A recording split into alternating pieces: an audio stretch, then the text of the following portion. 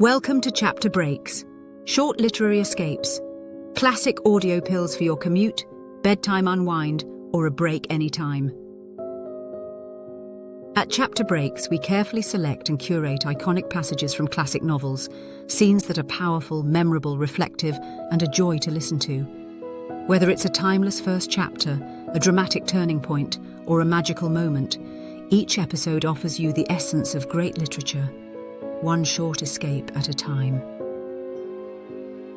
This chapter break is The Scarlet Letter by Nathaniel Hawthorne, 1850. Chapter 2. The Scaffold Scene. Sin, shame, and defiance in the heart of Puritan Boston. A brief introduction before listening to the chapter. Nathaniel Hawthorne's The Scarlet Letter is a haunting tale of guilt, isolation, and moral hypocrisy in 17th century New England. Set in a rigid Puritan community where religion and law are almost indistinguishable, the novel follows Hester Prynne, condemned to wear a scarlet A for adultery, her strange fey child Pearl, the tormented minister Arthur Dimmesdale, and the vengeful scholar Roger Chillingworth.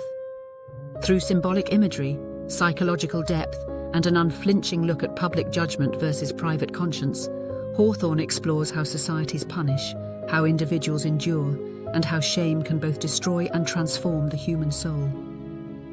In this iconic early scene from Chapter 2, the story steps into the bright summer morning of Boston's marketplace. A crowd gathers before the prison door, their faces set in the stern seriousness of a people who see punishment as an extension of their faith. The women in the crowd, bold and sharp-tongued, debate the fate of the unnamed hussy inside, some clamouring for harsher marks of shame, others hinting at the inner pain no branding iron can reach. When the jail door opens, the grim beadle emerges, leading Hester Prynne into the daylight. Tall, dignified, carrying her infant in her arms, and bearing on her breast the richly embroidered scarlet letter, A. To the onlookers, the letter is meant as a badge of disgrace, yet her beauty, composure, and the flourish of the needlework turn punishment into something unsettlingly majestic. As Hester walks through the crowd to the scaffold, every gaze fixes on her and the child. The pillory platform becomes a miserable eminence, where she stands above the town, exposed to 1,000 unrelenting eyes. The Puritan leaders watch from their balcony, solemn and sure of the moral lesson on display. Yet while her body stands still in the present shame, Hester's mind wanders. She sees again her childhood in Old England, her parents' faces, the older scholar she married, the narrow streets and ancient buildings of a continental city, the path that led her here. The scaffold becomes a vantage point over her entire life, past, present, and the stark reality of the scarlet letter burning at her breast. In this single scene, Hawthorne crystallizes the novel's central image. A woman set apart from her community, encircled by judgment, yet enclosed in a sphere of her own unbroken inner strength. We are about to step into that crowded square, to hear the rough voices of the townspeople, to see Hester emerge from the prison's shadow with her child and her scarlet A, and to stand beside her on the scaffold, where shame, memory, and defiance meet. Now let's open the page together. Your chapter break begins now. Chapter 2. The Marketplace. The grass plot before the jail, in Prison Lane, on a certain summer morning, not less than 2 centuries ago, was occupied by a pretty large number of the inhabitants of Boston, all with their eyes intently fastened on the iron-clamped oaken door. Amongst any other population, or at a later period in the history of New England, the grim rigidity that petrified the bearded physiognomies of these good people would have augured some awful business in hand. It could have betokened nothing short of the anticipated execution of some noted culprit, on whom the sentence of a legal tribunal had but confirmed the verdict of public sentiment. But in that early severity of the Puritan character, an inference of this kind could not so indubitably be drawn. It might be that a sluggish bondservant or an undutiful child whom his parents had given over to the civil authority was to be corrected at the whipping post. It might be that an antinomian, a Quaker, or other heterodox religionist was to be scourged out of the town, or an idle and vagrant Indian, whom the white man's firewater had made riotous about the streets, was to be driven with stripes into the shadow of the forest. It might be, too, that a witch, like old Mistress Hibbins, the bitter-tempered widow of the magistrate, was to die upon the gallows. In either case, there was very much the same solemnity of demeanour on the part of the spectators, as befitted a people amongst whom religion and law were almost identical, and in whose character both were so thoroughly interfused that the mildest and the severest acts of public discipline were alike made venerable and awful. Meagre indeed, and cold was the sympathy that a transgressor might look for, from such bystanders, at the scaffold. On the other hand, a penalty which, in our days, would infer a degree of mocking infamy and ridicule, might then be invested with almost as stern a dignity as the punishment of death itself. It was a circumstance to be noted, on the summer morning when our story begins its course, that the women, of whom there were several in the crowd, appeared to take a peculiar interest in whatever penal infliction might be expected to ensue. The age had not so much refinement that any sense of impropriety restrained the wearers of petticoat and farthingale from stepping forth into the public ways and wedging their not unsubstantial persons, if occasion were, into the throng nearest to the scaffold at an execution.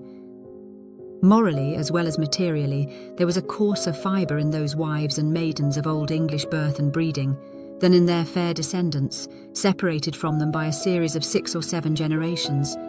For throughout that chain of ancestry, every successive mother has transmitted to her child a fainter bloom, a more delicate and briefer beauty, and a slighter physical frame, if not a character of less force and solidity than her own. The women, who were now standing about the prison door, stood within less than half a century of the period when the man-like Elizabeth had been the not altogether unsuitable representative of the sex.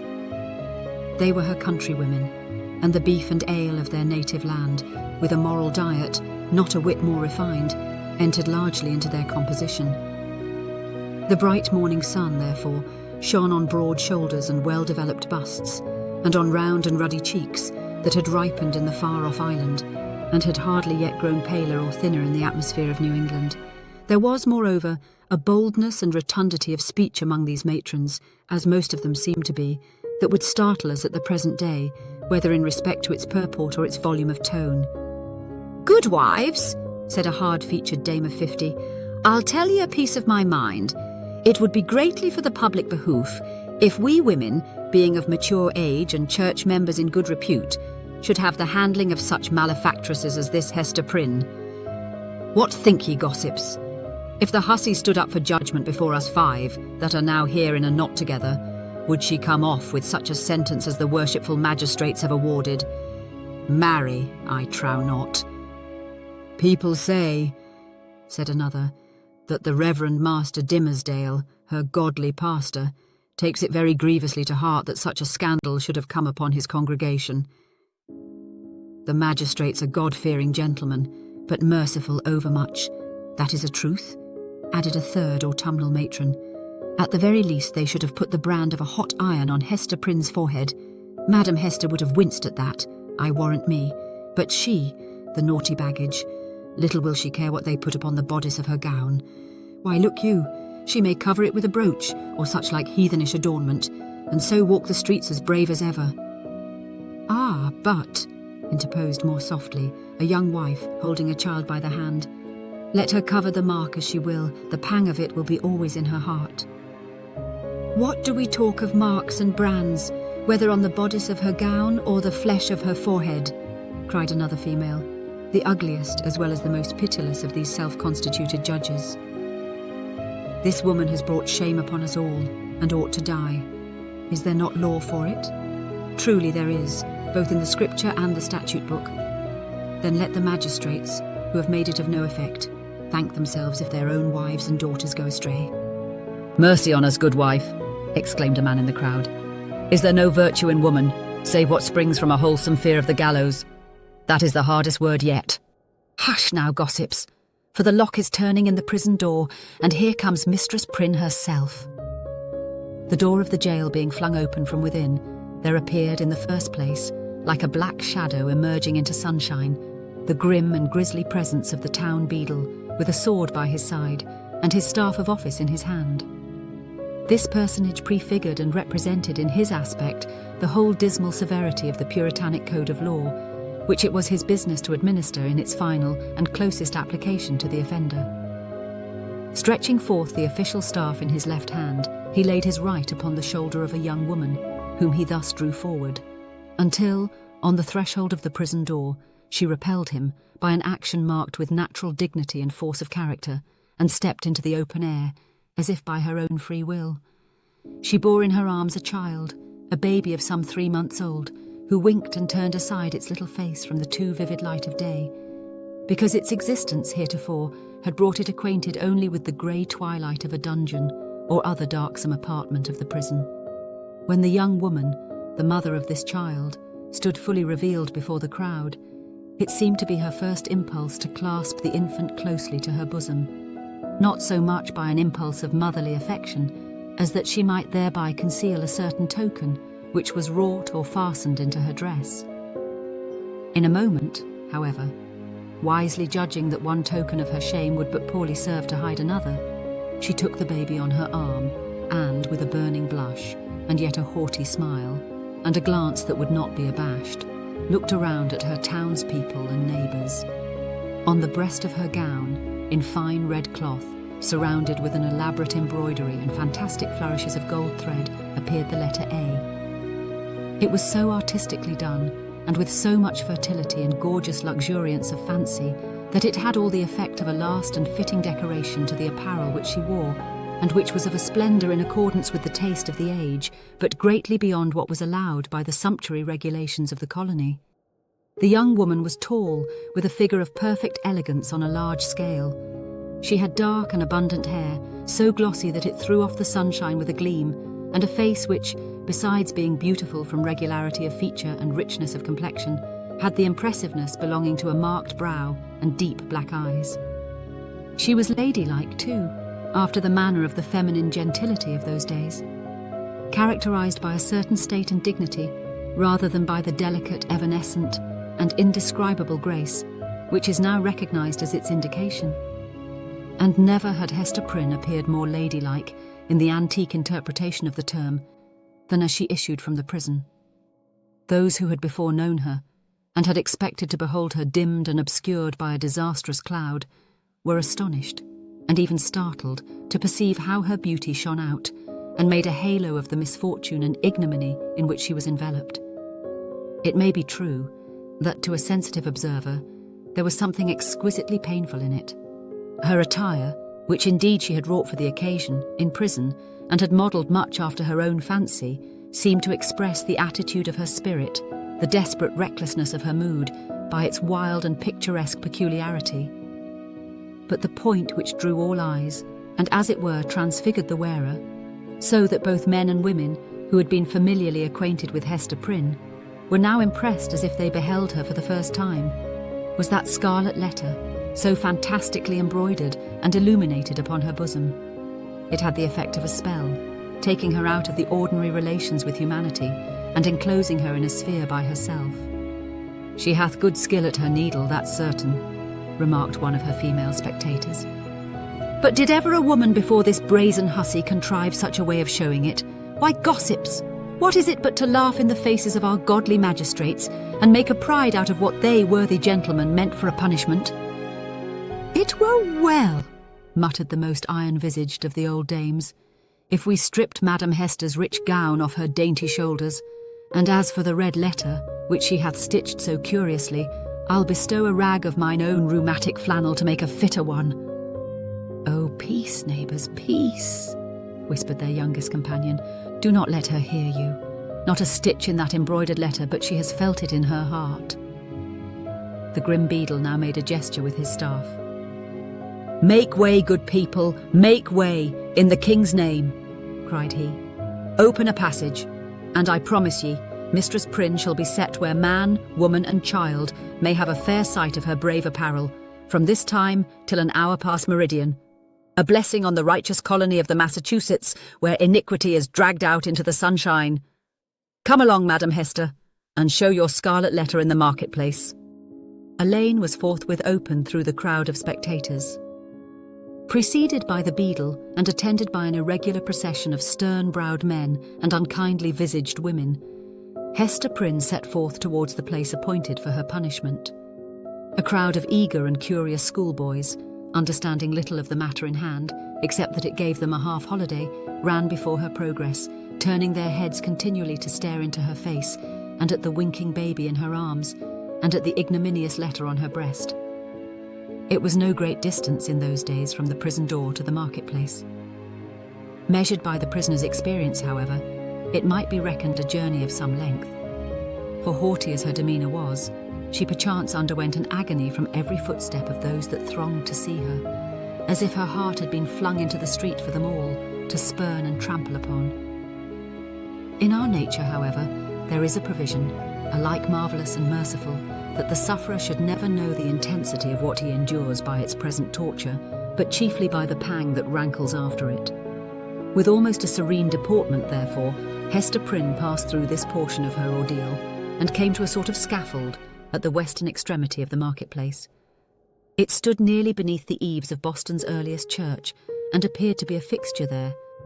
In fact, this scaffold constituted a portion of a penal machine, which now, for 2 or 3 generations past, has been merely historical and traditionary among us, but was held, in the old time, to be as effectual an agent in the promotion of good citizenship as ever was the guillotine among the terrorists of France.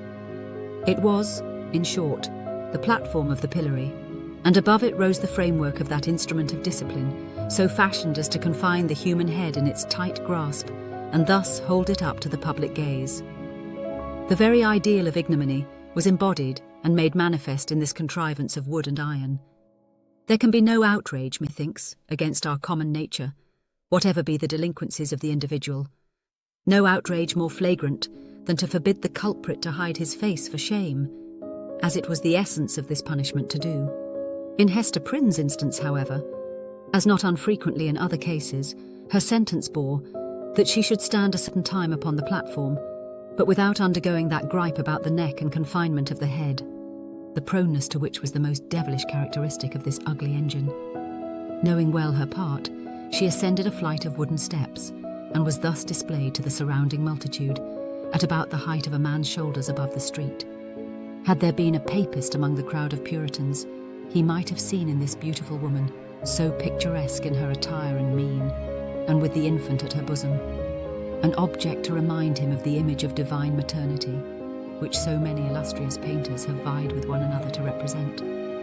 Something which should remind him, indeed, but only by contrast, of that sacred image of sinless motherhood, whose infant was to redeem the world. Here, there was the taint of deepest sin in the most sacred quality of human life, working such effect that the world was only the darker for this woman's beauty, and the more lost for the infant that she had borne. The scene was not without a mixture of awe, such as must always invest the spectacle of guilt and shame in a fellow creature, before society shall have grown corrupt enough to smile instead of shuddering at it. The witnesses of Hester Prynne's disgrace had not yet passed beyond their simplicity. They were stern enough to look upon her death, had that been the sentence, without a murmur at its severity, but had none of the heartlessness of another social state, which would find only a theme for jest in an exhibition like the present. Even had there been a disposition to turn the matter into ridicule, it must have been repressed and overpowered by the solemn presence of men no less dignified than the governor, and several of his councillors, a judge, a general, and the ministers of the town, all of whom sat or stood in a balcony of the meeting-house looking down upon the platform. When such personages could constitute a part of the spectacle without risking the majesty or reverence of rank and office, it was safely to be inferred that the infliction of a legal sentence would have an earnest and effectual meaning. Accordingly, the crowd was sombre and grave. The unhappy culprit sustained herself as best a woman might, under the heavy weight of 1,000 unrelenting eyes, all fastened upon her and concentrated at her bosom. It was almost intolerable to be borne. Of an impulsive and passionate nature, She had fortified herself to encounter the stings and venomous stabs of public contumely, wreaking itself in every variety of insult. But there was a quality so much more terrible in the solemn mood of the popular mind that she longed rather to behold all those rigid countenances contorted with scornful merriment, and herself the object. Had a roar of laughter burst from the multitude, each man, each woman, each little shrill-voiced child contributing their individual parts, Hester Prynne might have repaid them all with a bitter and disdainful smile. But, under the leaden infliction which it was her doom to endure, she felt at moments as if she must needs shriek out with the full power of her lungs and cast herself from the scaffold down upon the ground, or else go mad at once. Yet there were intervals when the whole scene, in which she was the most conspicuous object, seemed to vanish from her eyes, or at least glimmered indistinctly before them, like a mass of imperfectly shaped and spectral images. Her mind, and especially her memory, was preternaturally active, and kept bringing up other scenes than this roughly hewn street of a little town on the edge of the western wilderness. Other faces than were lowering upon her from beneath the brims of those steeple-crowned hats. Reminiscences the most trifling and immaterial, passages of infancy and school days, sports, childish quarrels, and the little domestic traits of her maiden years came swarming back upon her, intermingled with recollections of whatever was gravest in her subsequent life. One picture precisely as vivid as another, as if all were of similar importance, or all alike a play. Possibly, it was an instinctive device of her spirit to relieve itself by the exhibition of these phantasmagoric forms, from the cruel weight and hardness of the reality. Be that as it might, the scaffold of the pillory was a point of view that revealed to Hester Prynne the entire track along which she had been treading since her happy infancy. Standing on that miserable eminence, she saw again her native village in Old England and her paternal home. A decayed house of grey stone, with a poverty-stricken aspect, but retaining a half-obliterated shield of arms over the portal in token of antique gentility. She saw her father's face, with its bald brow and reverend white beard that flowed over the old-fashioned Elizabethan ruff, her mother's too, with the look of heedful and anxious love which it always wore in her remembrance, and which, even since her death, had so often laid the impediment of a gentle remonstrance in her daughter's pathway. She saw her own face, glowing with girlish beauty, and illuminating all the interior of the dusky mirror in which she had been wont to gaze at it. There she beheld another countenance, of a man well stricken in years, a pale, thin, scholar-like visage, with eyes dim and bleared by the lamplight that had served them to pore over many ponderous books. Yet those same bleared optics had a strange, penetrating power, when it was their owner's purpose to read the human soul. This figure of the study and the cloister, as Hester Prynne's womanly fancy failed not to recall, was slightly deformed, with the left shoulder a trifle higher than the right. Next rose before her, in memory's picture gallery, the intricate and narrow thoroughfares, the tall grey houses, the huge cathedrals, and the public edifices, ancient in date and quaint in architecture, of a continental city, where a new life had awaited her, still in connection with the misshapen scholar. A new life, but feeding itself on time-worn materials, like a tuft of green moss on a crumbling wall. Lastly, in lieu of these shifting scenes, came back the rude marketplace of the Puritan settlement, with all the townspeople assembled and levelling their stern regards at Hester Prynne, yes, at herself, who stood on the scaffold of the pillory, an infant on her arm, and the letter A in scarlet, fantastically embroidered with gold thread upon her bosom. Could it be true? She clutched the child so fiercely to her breast that it sent forth a cry. She turned her eyes downward at the scarlet letter, and even touched it with her finger, to assure herself that the infant and the shame were real. Yes, these were her realities. All else had vanished,